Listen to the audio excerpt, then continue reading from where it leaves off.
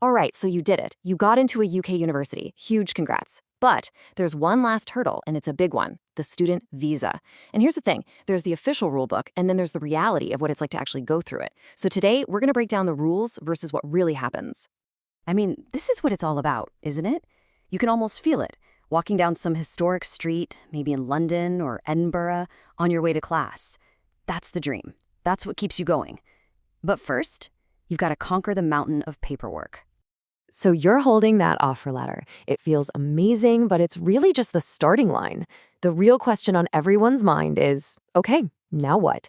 What's this whole visa process actually like? Let's dive in and see how the official story compares to the real one.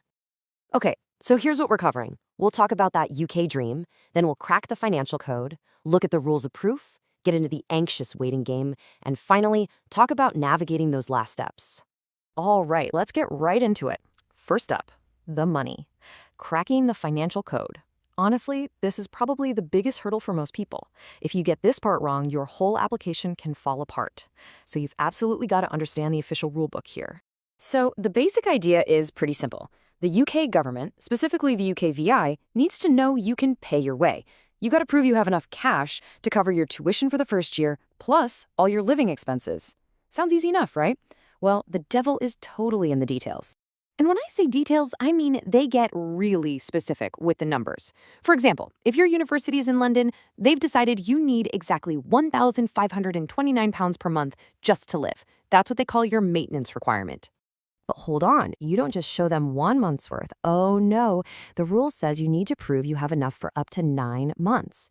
So you take that $1,529, you multiply it by 9, and you get this big number, £13,761, and that's just for living. So here's the magic formula you need to remember. It's your first year of tuition fees, plus that £13,761 for living expenses. Add those two together, and that is the magic number. That's the absolute minimum you have to show them. Okay, so let's say you have the money. Great. But guess what? That's only half the battle. Now comes the hard part, proving it. And the UKVI's rules for the documents, your proof of funds, are, and I'm not kidding, incredibly strict. And this is where we meet the most famous and maybe the most unforgiving rule of all, the 28-day rule. Pay attention to this. The total amount of money has to be in your bank account for 28 consecutive days. And during that whole time, the balance can't drop below your magic number. Not by £1, not for 1 hour. Then the statement you submit has to be fresh, no older than 31 days from when you hit submit on your application. And they're just as picky about what documents you can use. So, what's on the approved list? You've got your standard bank statements, a formal letter from your bank, maybe an official sponsorship letter if you're lucky, or an educational loan letter.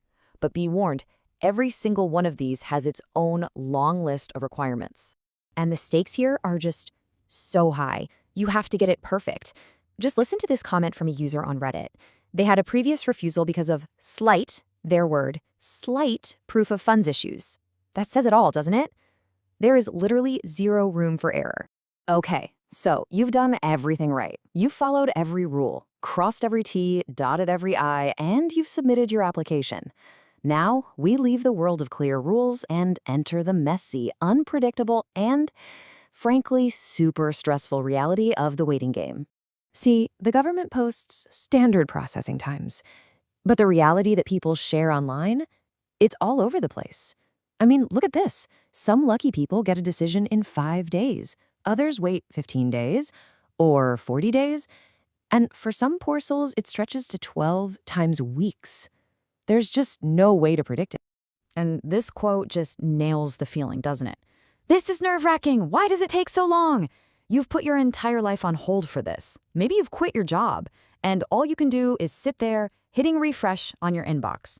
It's totally nerve-wracking. And that kind of waiting has a real impact. It's not just annoying.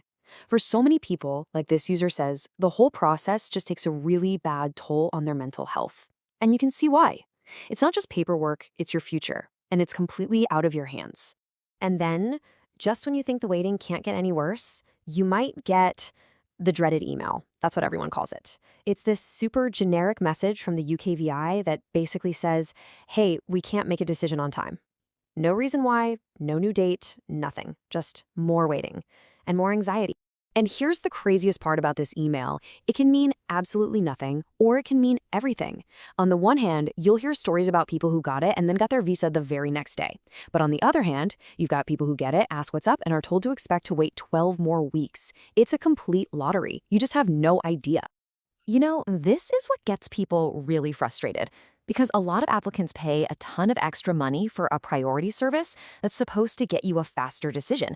But then they get the exact same dreaded email. So, of course, they're left asking a totally fair question. What did I even pay for?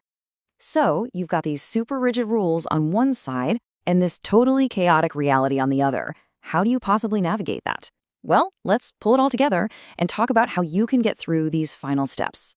So this is really the whole story, right? It's the rules versus the reality. The rules are all black and white. The 28-day rule, the official timelines, the list of documents. But the reality? That's all gray. It's tiny mistakes causing huge problems, that awful anxious wait, timelines that mean nothing, and of course, the dreaded email. So what can you actually do? Here are the big takeaways. 1. Check your money, then check it again, down to the last penny. 2. Master that 28-day rule. It's not a suggestion, it's a command. 3. Apply the second you can. Give yourself as much buffer time as possible. 4. Just prepare yourself for a wait. Expect the worst, hope for the best. And 5, and this is a big one, know that you're not alone. So many people are in the same boat feeling the exact same way.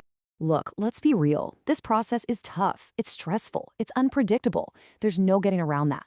But it is also the very last thing standing between you and this amazing new chapter in your life. The secret is knowing what's coming, preparing for the rules and for the reality. So the only question left is, are you ready for the journey?